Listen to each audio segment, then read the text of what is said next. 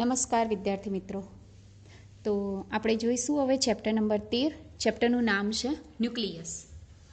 બરાબર. હવે આ જે ચેપ્ટર છે એ ઓલરેડી દરેક જણા આના વિશે જાણે છે, ન્યુક્લિયસ વિશે. બરાબર. તો પણ એની અંદર જે ડિટેલ્સ આવે છે એના વિશે હું તમને સહેજ જરાક જણાવી દઉં.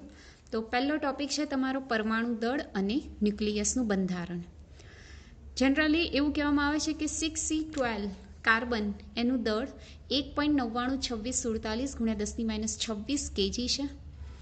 આ પરમાણુ દળ માટે જે વપરાય છે એકમ, એ એકમને આપણે કહીએ છીએ AMU, એટલે કે એટોમિક માસ યુનિટ. એ AMUની વ્યાખ્યા શું થાય છે? તો 6C12ના પરમાણુ દળના 12મા ભાગને એક AMU કહે છે. એટલે 6C12નું દળ કયું? આ. એને 12 વડે ભાગી દો એટલે આટલો જવાબ મળે. એને શું કહેવાય છે? એક AMU. દાખલા તરીકે ક્લોરીન છે, તો ક્લોરીનના પરમાણુનું દળ કેટલું છે? 35.46 U. બરાબર. એટલે આ U એ પરમાણુ દળનું એકમ છે. આ જે પરમાણુ દળ છે એનું માપન કેવી રીતે થાય? તેનું માપન માસ સ્પેક્ટ્રોમીટર વડે થાય છે, અને આ પદ્ધતિને શું કહેવાય છે? માસ સ્પેક્ટ્રોગ્રાફી. તો આ વાત કરી પરમાણુ દળ અને ન્યુક્લિયસનું બંધારણ. પરમાણુ દળ વિશેની વાત કરી, ન્યુક્લિયસનું બંધારણ પછી જોઈએ. હવે આગળ વાત કરીએ સમસ્થાનિકો વિશે, જેને ઇંગ્લિશમાં કહીએ છીએ આપણે આઇસોટોપ્સ. બરાબર. આને યાદ રાખવા માટે આ P યાદ રાખવાનું. બરાબર. PE એટલે કે પ્રોટોન. પ્રોટોન એટલે પરમાણુ ક્રમાંક. તો જે તત્વોના પરમાણુ ક્રમાંક સમાન હોય તેવા પરંતુ પરમાણુ દળાંક કેવા હોય? જુદા હોય. તો તેવા તત્વોને શું કહેવાય છે? સમસ્થાનિકો. ફરીથી હું શું કહું છું? સમસ્થાનિકોને ઇંગ્લિશમાં કહીએ છીએ આઇસોટોપ. છેલ્લો અક્ષર આવે છે P. P એટલે પ્રોટોન. પ્રોટોન એટલે પરમાણુ ક્રમાંક. બરાબર. એટલે જે તત્વોના પરમાણુ ક્રમાંક સમાન હોય પરંતુ પરમાણુ દળાંક જુદા હોય તેવા તત્વોને શું કહેવાય? સમસ્થાનિકો. દાખલા તરીકે ઉદાહરણ આપ્યું છે 17Cl35 અને 17Cl37. તો જો બંનેના પરમાણુ ક્રમાંક સરખા છે પરંતુ દળાંક કેવા છે? જુદા જુદા. આ એક ઉદાહરણ લઈ શકીએ. બીજું ઉદાહરણ 1H1 1H2 1H3, એટલે કે ત્રણેયના 1 1 1 1 સરખું છે પરંતુ એનું દળાંક 1 2 3 એવી રીતના છે. બરાબર. હવે એક આવો દાખલો પૂછાય છે, 2 માર્ક્સમાં જો પૂછાય તો આપણે સજ જોઈ લઈએ કે 17Cl35નું દળ કેટલું છે? 34.98. અને 17Cl37નું દળ કેટલું છે? 36.98. 34.98 છે એનું પ્રમાણ કેટલું? 75.4%. તો 100માંથી 75.4 જાય તો કેટલા વધે? 24.6. તો આ જે 17Cl37 છે એનું પ્રમાણ કેટલું છે? 24.6%. બરાબર. તો હવે આનું સરેરાશ દળ શોધવું હોય તો શું કરવાનું? 34.98 × 75.4 ભાગ્યા 100 કર્યું. અને એવી જ રીતના પછી વત્તા 36.98 × 24.6 ભાગ્યા 100 કરી દીધું. આ બંનેનો ગુણાકાર ભાગ્યા 100. આનો જે જવાબ આવે કેટલો આવે છે? 35.47 U. તો આ 17Cl37 અને 17Cl35નું સરેરાશ દળ કહેવાય. બરાબર. તમે આની અંદર જોઈને બી લખી શકો છો. ત્યારબાદ આ લોકોએ 1H1નું દળ 1.0078 U, જેનું પ્રમાણ 99.985%. 1H2નું દળ 2.0141 U, 0.010%. અને 1H3નું દળ 3.0160 U, જેનું પ્રમાણ છે 0.005%. આનું સરેરાશ દળ બી તમે આ રીતના કરી શકો, પણ આની અંદર 3 તત્વો છે એટલે આવા 3 પદ આવશે. બરાબર. એક તો આ બંનેનો ગુણાકાર ભાગ્યા 100 વત્તા આ બંનેનો ગુણાકાર ભાગ્યા 100 વત્તા આ બંનેનો ગુણાકાર ભાગ્યા 100. કેટલું મળે છે આપણને? 1.00727 U, જે તમે જાતે ગણતરીથી પણ કરી શકો છો. તો આ વાત કરીએ આપણે સમસ્થાનિકો અને એના દળ વિશેની વાત કરી. આગળનો ટોપિક લઈએ છીએ ન્યુટ્રોનની શોધ. બરાબર. ન્યુટ્રોનની શોધ કોણે કરી, કેવી રીતે થઈ અને કયા સંજોગોમાં થઈ? તમે આટલું થિયરી વાંચશો તો બી તમને ખ્યાલ, આઈડિયા આવી જશે કે હું શું કહેવા માગું છું, ન્યુટ્રોનની શોધ કેવી રીતે થઈ. તો જુઓ, આ 3 છે 1H1 1H2 1H3, એ હાઇડ્રોજનના 3 સમસ્થાનિકો છે, જેમાં 1 1 1 પ્રોટોન આવેલા છે પરંતુ તેમના દળ કેવા છે? અનુક્રમે 1 2 3.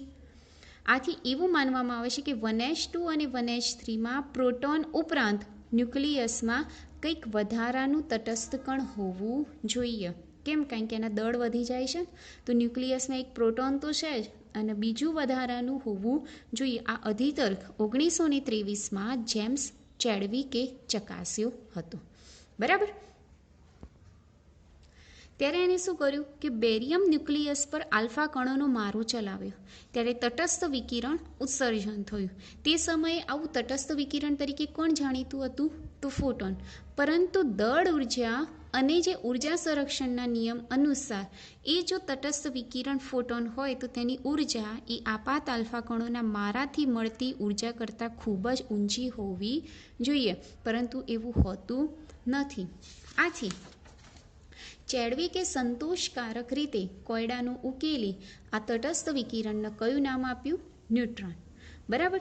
જેનું દળ એ પ્રોટોનના દળ જેટલું જ માનવામાં આવ્યું.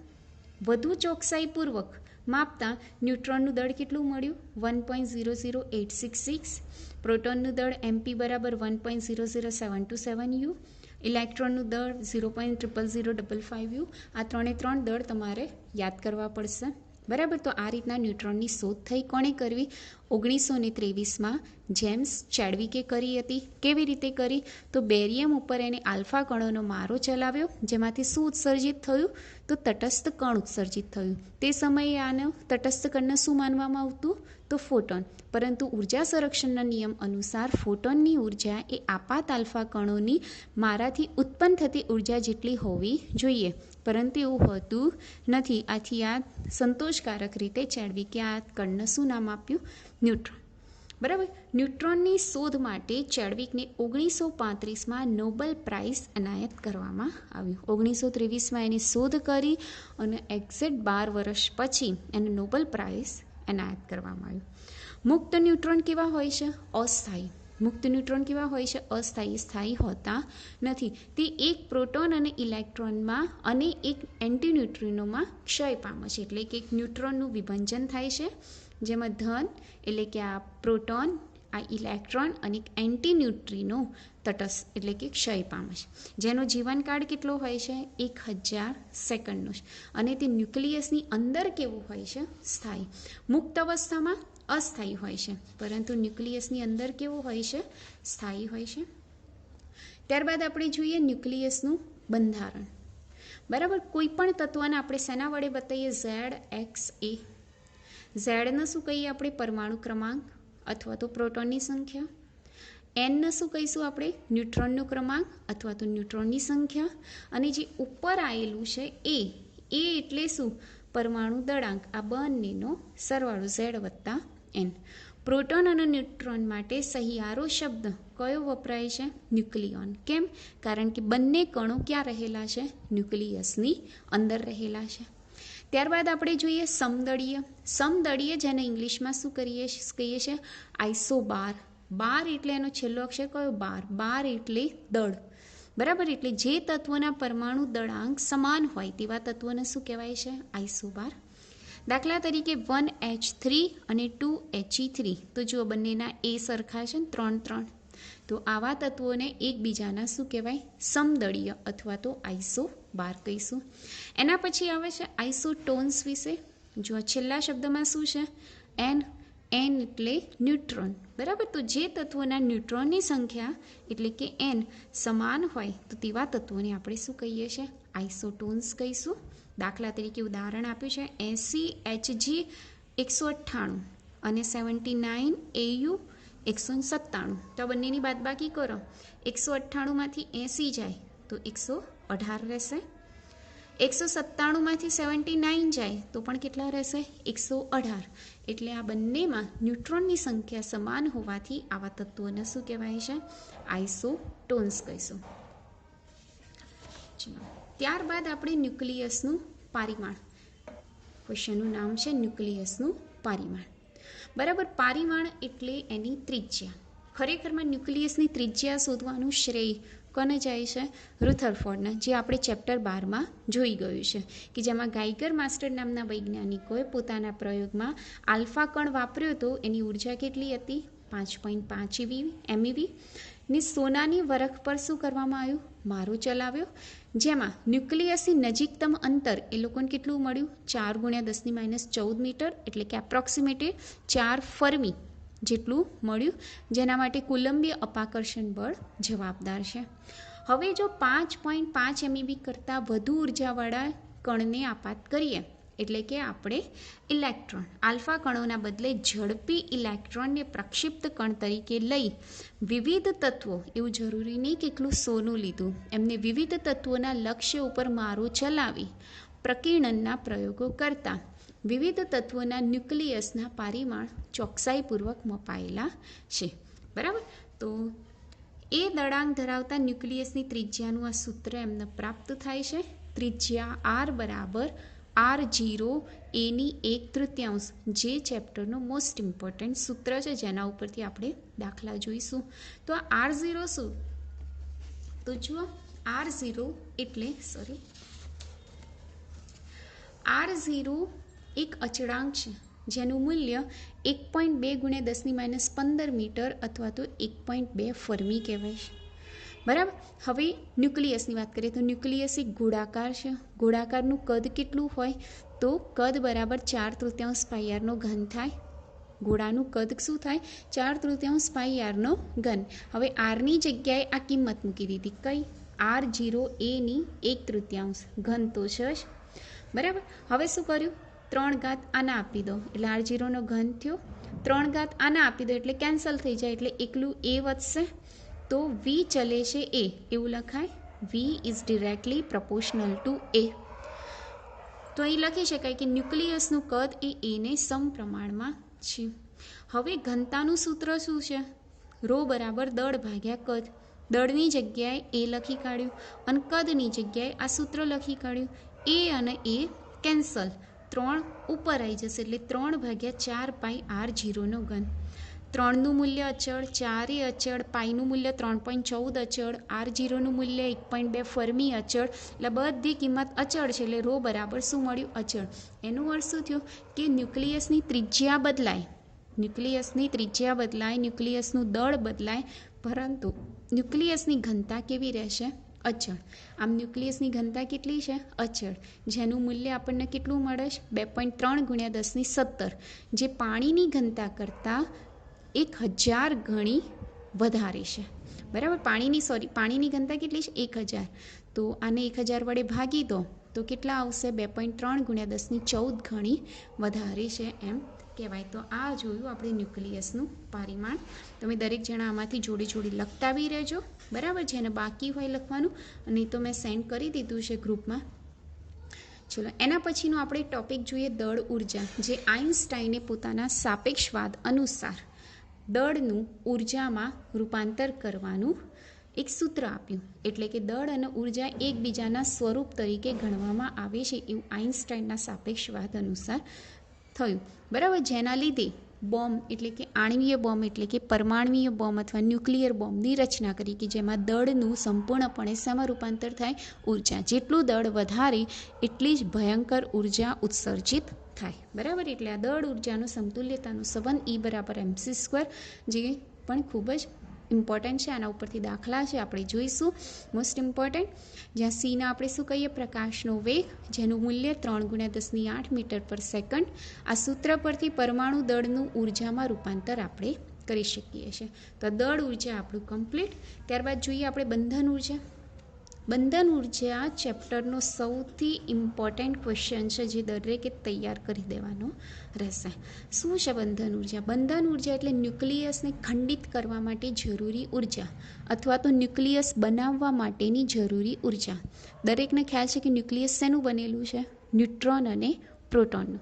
બરાબર, હવે તો સ્વાભાવિક છે કે ન્યુક્લિયસનું દળ એ ન્યુટ્રોન અને પ્રોટોનના દળના સરવાળા જેટલું હોવું જોઈએ, પરંતુ એવું હોતું નથી. ફરીથી શું કહું છું? ન્યુક્લિયસ એ ન્યુટ્રોન અને પ્રોટોનના બનેલા છે. આથી ન્યુક્લિયસનું દળ એ ન્યુટ્રોન અને પ્રોટોનના દળના સરવાળા જેટલું હોવું જોઈએ, પરંતુ તેવું હોતું નથી. ન્યુક્લિયસનું દળ એ ન્યુટ્રોન અને પ્રોટોનના દળના સરવાળા કરતાં ઓછું હોય છે. સરવાળા કરતાં કેવું હોય છે? ઓછું હોય છે. દાખલા તરીકે એક એક્ઝામ્પલ અહીંયા બતાવ્યો છે, જુઓ. 8O16, જે 8 પ્રોટોન અને 8 ન્યુટ્રોનનું બનેલું છે. બરાબર, 8 પ્રોટોન એટલે 8 ગુણ્યા પ્રોટોનનું દળ, મૂકી દીધું, 8 ન્યુટ્રોન એટલે 8 ગુણ્યા ન્યુટ્રોનનું દળ મૂકી દીધું, એટલે 8 પ્રોટોન વત્તા 8 ન્યુટ્રોન એટલે 16.12744 યુ. ખ્યાલ આવી ગયો.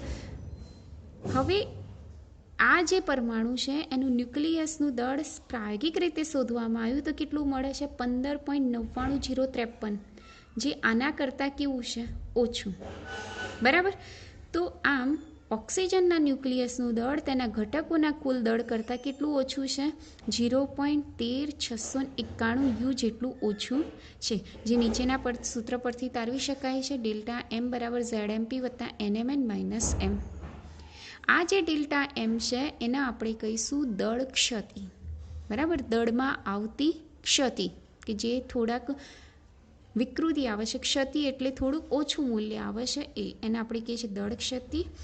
અને દળ ક્ષતિને અનુરૂપ ઉર્જાને આપણે શું કહીશું? બંધન ઉર્જા. જેમ દળ ઉર્જાનું સૂત્ર હતું E બરાબર mc², એમ બંધન ઉર્જાનું સૂત્ર ડેલ્ટા એમ c². આ જે EB છે, EBનો એકમ સામાન્ય રીતે આપણે શું વાપરીએ છીએ? MEV વપરાય છે.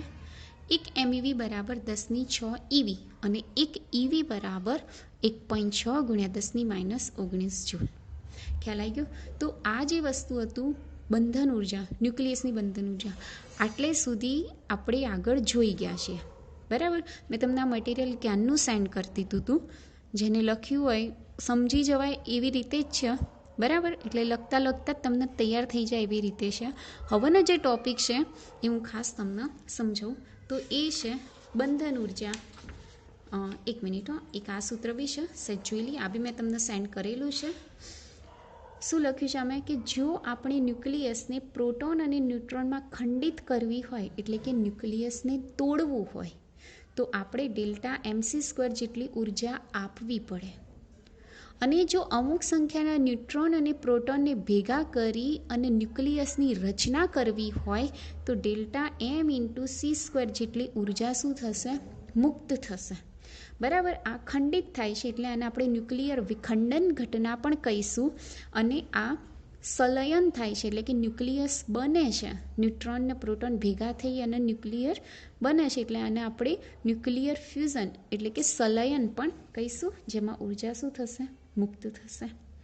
આ ઉપરાંત જો બંધન ઉર્જા EBને ન્યુક્લિયોનની સંખ્યા A વડે ભાગતા, એટલે કે EBને શેના વડે ભાગી દીધું? A વડે, તો જે મળતી ઉર્જા છે એના આપણે કહીશું ન્યુક્લિયોન દીઠ બંધન ઉર્જા, જેને આપણે કહીશું EBN. તો EBNનું સૂત્ર શું થશે? EB ભાગ્યા A. તો EBNનો એકમ કયો થશે? તો EBનો એકમ MEV અને Aનો એકમ ન્યુક્લિયન. તો આ વાત કરીએ આપણે બંધન ઉર્જા વિશે. હવે ખાસ અમુક ન્યુક્લિયસના તત્વો માટે બંધન ઉર્જા આપણે જોઈએ. એટલે કે એક આલેખ અહીંયા બતાવ્યો છે, જુઓ, કે જે ન્યુક્લિયન દીઠ બંધન ઉર્જા વર્સિસ પરમાણુ દળાંકનો આલેખ છે. બરાબર. શેનો આલેખ છે? ન્યુક્લિયન દીઠ બંધન ઉર્જા વર્સિસ પરમાણુ દળાંક. તો તમે આના ઉપરથી અમુક પોઈન્ટ્સ જોવાના છે, એ જોઈ લઈએ. તો જો શરૂઆતના ભાગમાં ન્યુક્લિયન દીઠ બંધન ઉર્જા એકદમ ઊંચી થઈ જાય છે, એકદમ વધી જાય છે. પછી નિયોનથી એ ધીરે ધીરે ઉપર જાય છે.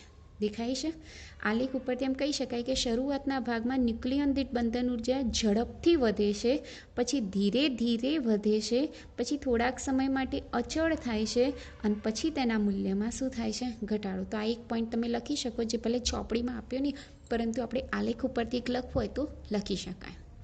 બીજો પોઈન્ટ શું કહે છે? કે જે હલકા ન્યુક્લિયસ છે, હલકા ન્યુક્લિયસ એટલે A is less than 30, એટલે 30 કરતાં ઓછા તત્વો માટે, એટલે આ તત્વો માટે. અને ભારે ન્યુક્લિયસ એટલે A is greater than 170, એટલે 170 કરતાં ભારે ન્યુક્લિયસ, એટલે આ બાજુ. એ તત્વો માટે EBNનું મૂલ્ય કેવું છે? નાનું. એટલે કે 30 કરતાં ઓછા તત્વો અને 170 કરતાં વધારે તત્વો માટે આલેખ નીચે છે. દેખાય છે? એટલે એના માટે EBNનું મૂલ્ય કેવું છે? નાનું. જ્યારે વચગાળાના દળાંક ધરાવતા, એટલે કે વચગાળાના Sથી ચાલુ કરી અને આ W સુધીના જે ગાળા ધરાવતા જે તત્વો છે, વચગાળાના દળાંક માટે ન્યુક્લિયસ માટે EBNનું મૂલ્ય કેવું છે? અચળ.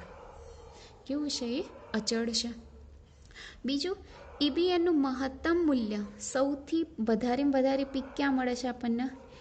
Fe પર દેખાય છે. સૌથી ઊંચો પીક કઈ જગ્યાએ મળે છે? Fe ઉપર, જેનો પરમાણુ દળાંક કેટલો છે? 56. તો ઈબીએનનું મહત્તમ મૂલ્ય કેટલું છે? અહીંયાથી તમે કરો તો મારે સહેજ આલેખમાં ઉપર નીચે થઈ ગયું છે, પણ એ કેટલું આવશે? 8.75 MeV પર ન્યુક્લિયન. 8.75 MeV પર ન્યુક્લિયન, જે A બરાબર 56 માટે મળે છે, અને E બરાબર 238 માટે, આ દેખાય છે, E બરાબર 238 માટે ઈબીએનનું મૂલ્ય 7.6 MeV પર ન્યુક્લિયન મળે છે. હજી તમે આલેખ ચોપડીમાંથી જોઈ અને વ્યવસ્થિત રીતે કરી દેજો. તો આ વાત કરીએ આપણે બંધન ઉર્જાની લાક્ષણિકતાઓની વાત કરી. હવે આગળનો ટોપિક જોઈએ આપણે ન્યુક્લિયર બળ. જો લખાણમાં એવી રીતે લખ્યું છે કે તમે એઝ અ 12થના સ્ટુડન્ટ થઈ અને શાયદ ઝડપથી તમે કેપ્ચર કરી શકો. તો ન્યુક્લિયર બળ શું છે? તો ન્યુક્લિયર બળ એના શબ્દ ઉપરથી જ એ કઈ જગ્યાએ લાગુ પડે? તો ન્યુક્લિયસની અંદર. જનરલી ન્યુક્લિયસમાં શું હોય? ન્યુક્લિયનને આપણે શું કહીએ છીએ? ન્યુટ્રોન અને પ્રોટોન. તો ન્યુક્લિયસમાં ન્યુટ્રોન અને પ્રોટોનને જકડી રાખવા માટે પ્રબળ આકર્ષક બળ હોવું જોઈએ. કેમ? કારણ કે પ્રોટોન બંને કેવા? ધન વચ્ચે શું લાગે? અપાકર્ષણ. અપાકર્ષણના કારણે પ્રોટોન એકબીજાથી દૂર ફેંકાઈ જાય. પ્રોટોન એકબીજાથી દૂર ફેંકાઈ જાય, જેથી ન્યુક્લિયસ કેવું થઈ જાય? અસ્થાયી થઈ જાય. પરંતુ આ અપાકર્ષણ બળને બી ઉપરવટ જાય એવું બળ ત્યાં હાજર હોવું જોઈએ. એ બળને આપણે શું કહીશું? ન્યુક્લિયર બળ, જે ખૂબ જ આકર્ષિત હોવું જોઈએ. આ બળ કેવું હોવું જોઈએ? આકર્ષણ બળ હોવું જોઈએ. અને આ આકર્ષણ બળને શું કહેવાય છે? ન્યુક્લિયર બળ. ખ્યાલ આવી ગયો? તો જનરલી ન્યુક્લિયર બળ ક્યાં લાગુ પડે? ન્યુક્લિયસની અંદર, ન્યુક્લિયોન્સની વચ્ચે. ન્યુક્લિયોન્સ કયા કયા છે? તો ન્યુટ્રોન પ્રોટોન અને પ્રોટોન લાગે. ઇન શોર્ટ, ન્યુટ્રોન અને પ્રોટોનને આપણે ન્યુક્લિયોન્સ કહીએ છીએ. બરાબર. જેમની વચ્ચે ખરેખર કુલંબીય વિદ્યુતભાર બળ લાગવું જોઈએ, કુલંબીય અપાકર્ષણ બળ લાગવું જોઈએ. બરાબર. જેના કારણે પ્રોટોન એકબીજાથી દૂર ફેંકાય, ન્યુક્લિયસ તોડીને જતા રહે. જો આવું ના થાય તે માટે એનો ઉપરવટ જાય એવું પ્રબળ આકર્ષણ બળ હોવું જોઈએ, જેને આપણે શું કહીએ છીએ? ન્યુક્લિયર બળ કહીએ છીએ. જેની લાક્ષણિકતાઓ જુઓ કે ન્યુક્લિયર બળ એ વિદ્યુતભારો વચ્ચે લાગતા કુલંબીય બળ અને દળો વચ્ચે લાગતા ગુરુત્વાકર્ષણ બળ કરતાં કેવું હોય છે? પ્રબળ. ફરીથી, ન્યુક્લિયર બળ એ વિદ્યુતભારો વચ્ચે લાગતા કુલંબ બળ અને દળો વચ્ચે લાગતા ગુરુત્વાકર્ષણ બળ કરતાં કેવું હોય? પ્રબળ. બીજું ખાસ કે બે ન્યુક્લિયન વચ્ચેનું અંતર જો 1 ફર્મી કરતાં વધી જાય, એટલે જો હું તમને સહેજ ઉદાહરણ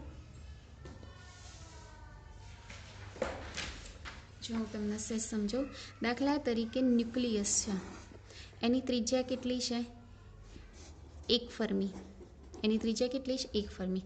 એટલે જો ન્યુટ્રોન અને પ્રોટોન અથવા પ્રોટોન અને પ્રોટોન વચ્ચેનું અંતર 1 ફર્મી કરતાં વધી ગયું એટલે ન્યુક્લિયસની બહાર જતું રહેશે.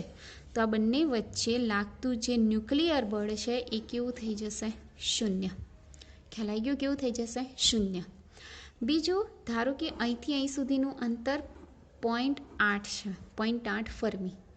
હવે આ બંને ન્યુક્લિયન વચ્ચેનું અંતર જો 0.8 ફર્મી હોય, બરાબર, અને 0.8 ફર્મી કરતાં થોડુંક દૂર જાય એટલે આ ન્યુક્લિયન એને ખેંચે એટલે એમની વચ્ચે કયું લાગશે? આકર્ષણ બળ લાગશે. બરાબર. અને જો આ ન્યુક્લિયન 0.8 ફર્મી કરતાં ઓછા અંતરે આવ્યો, એટલે કે આટલે આવ્યો, તે બંને વચ્ચે કયું બળ લાગશે? અપાકર્ષણ. એટલે આને ફેંક.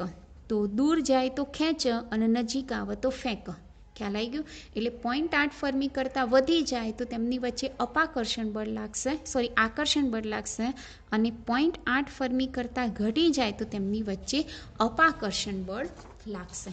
તો જુઓ, બે ન્યુક્લિયન વચ્ચેનું ન્યુક્લિયર બળ કેટલાક ફેમ્ટોમીટર એટલે કેટલું?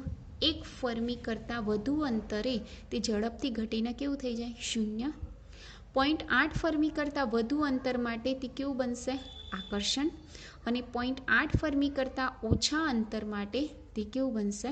અપાકર્ષણ બનશે. તો આ વાત કરી આપણે ન્યુક્લિયર બળ. 2 પોઈન્ટ હજી છે એ જોઈ લઈએ કે આ ન્યુક્લિયર બળ વિદ્યુત ભાર પર આધારિત નથી. અર્થાત તે ન્યુટ્રોન પ્રોટોન અને પ્રોટોન વચ્ચે સમાન રીતે લાગે છે.